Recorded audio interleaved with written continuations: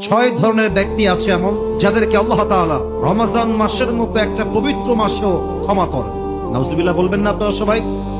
Number 1, যেই বান্দা রোজা রেখেও আব্বা আম্মার সঙ্গে খারাপ ব্যবহার করে তার কোনো ক্ষমা নেই। যে রোজাও রাখে মায়ের সঙ্গে বদ মেজাজ নিয়ে কথা বলে, যে রোজা রাখে বাবার সঙ্গে বদ মেজাজ নিয়ে কথা বলে, আল্লাহর হাবিব বলেছেন আল্লাহ তার রোজাও কবুল করবেন না, রোজার মাসটাকে মাফও করবেন না। দেখেন কোরআন কি বলছে। আল্লাহ তাআলা বলেন وَقَضَى رَبُّكَ أَلَّا تَعْبُدُوا إِلَّا إِيَّاهُ وَبِالْوَالِدَيْنِ إِحْسَانًا إِمَّا يَبْلُغَنَّ عِندَكَ الْكِبَرَ أَحَدُهُمَا أَوْ كِلَاهُمَا فَلَا تَقُل لَّهُمَا أُفٍّ وَلَا تَنْهَرْهُمَا وَقُل لَّهُمَا قَوْلًا كَرِيمًا.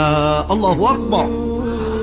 Your Lord has decreed in this ayah, or you believed, you will worship no one except Him.